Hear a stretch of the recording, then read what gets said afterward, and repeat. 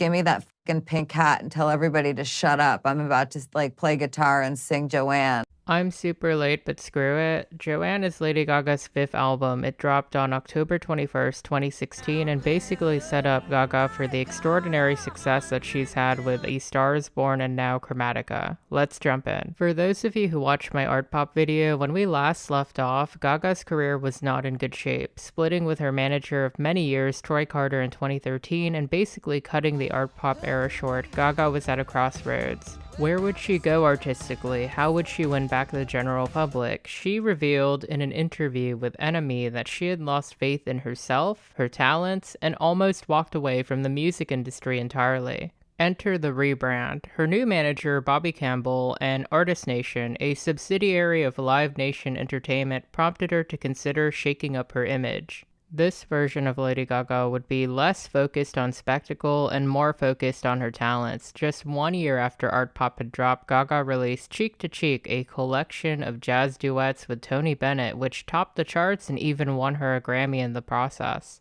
I recall that when this was happening, the older folks in my life, my parents, grandparents, and teachers, were realizing that Gaga had genuine talent when she did a medley to The Sound of Music at the 2015 Oscar Awards ceremony. Gaga was revealing many more talents, including her acting ability when she appeared as the Countess in American Horror Story Hotel. Her performance was so well received that she actually even won a Golden Globe for her acting abilities. By the time that Joanne was ready to be announced and brought to the public, Gaga had managed to remind the general public and her fans that she's not going anywhere and that she's a multi-talented threat. Now I'm going to talk about the creation of the record itself. We need to talk about two very influential producers who essentially helped Gaga find a balance between her dance pop roots and the more acoustic country rock elements that she decided to put on this record. Those two people being Mark Ronson and Blood Pop. Mark Ronson is known for his old-timey classic production. This man has worked with Amy Winehouse, Adele, and was fresh off Uptown Funk.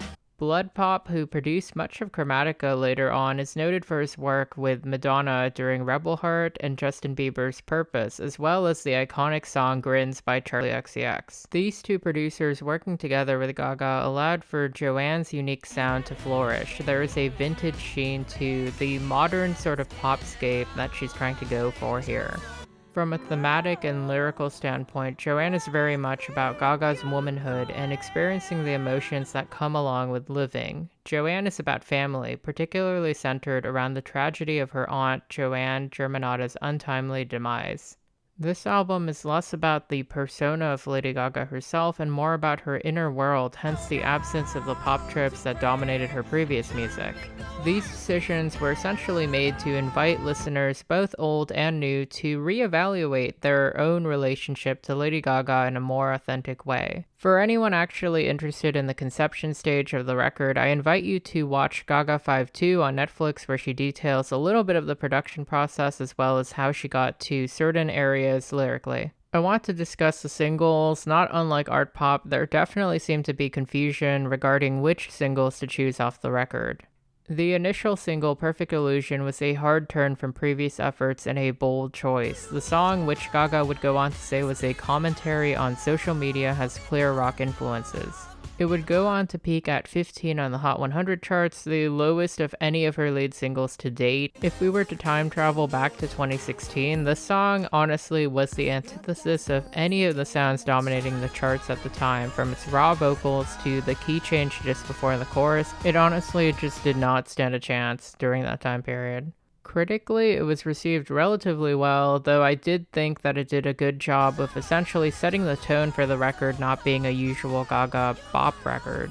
I still recall that there are fans out there who hate this song and even prefer a fake leaked demo over the final production. Like with art pop, the selection of single 2 proved to be somewhat of a mess. Both Million Reasons and Ayo were promo singles. Ayo was tipped to be single 2 before they chose Million Reasons, which stalled at 54 on the charts before hitting top 10 due to the Super Bowl performance she'd do the following February. Deep Cut John Wayne would receive a music video but no promotion, despite Joanne being the third and final release single off the record. Now I'm just gonna do a quick section on Joanne's legacy. Joanne as an album and as an era was objectively successful. I personally do not like seeing people try to spin this as anything otherwise. The album debuted at number 1. It was the second highest female debut of that year behind Lemonade. It received a Grammy nomination for Best Pop Vocal Album, while both Million Reasons and Joanne received Best Pop Solo nominations, with Joanne ultimately taking home the prize at the 2019 Grammys. Critically speaking, most of the response was positive. The general public started to rally around this version of Lady Gaga, who stunned at her own iconic Super Bowl performance. The Super Bowl performance reminded us of her extensive catalogs of hits, both old and new. I'll be honest when I say that Joanne is nowhere near my top 3 Gaga records. It doesn't have any memorable hits other than maybe Million Reasons, but without this record, we would have not gotten anything we have today.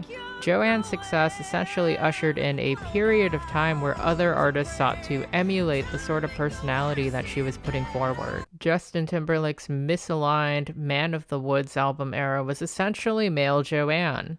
Kesha's stellar Rainbow era continued the themes of dropping pop spectacle in favor for highlighting one's own inner life. Miley Cyrus's Younger Now era was essentially her own Joanne era, a country phase. I'm not saying Gaga invented changing to country, but she was a precursor to a pretty obvious trend. I mean, just that fact alone should speak volumes to Gaga's power as a musician and a bedrock in an otherwise unstable industry.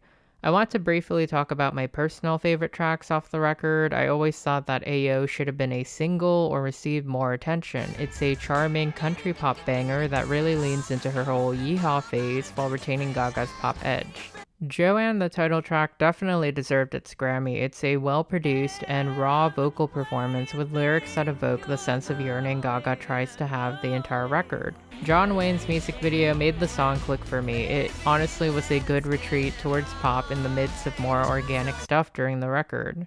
Dancing in Circles really isn't a single choice so much as an underrated album cut for me. The vocals, the audacity, the instrumental, it's a solid reminder that she still has innovative pop chops. Sinner's Prayer is the type of song that I would play while riding horseback. The guitars on it are a vibe.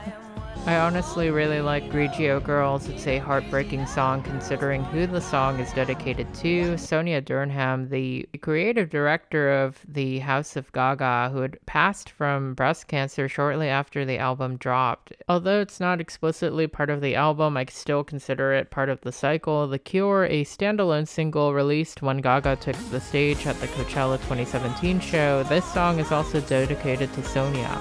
I genuinely love The Cure. It's one of Gaga's best dance pop tracks to date, and it's a song that I consider part of the Joanne era, just leading into the Stars Born cycle. To conclude, I just want to say that Joanne was not the perfect Lady Gaga era, but it was an era that she needed to recapture the public's eye and set up for perhaps her most successful era to date.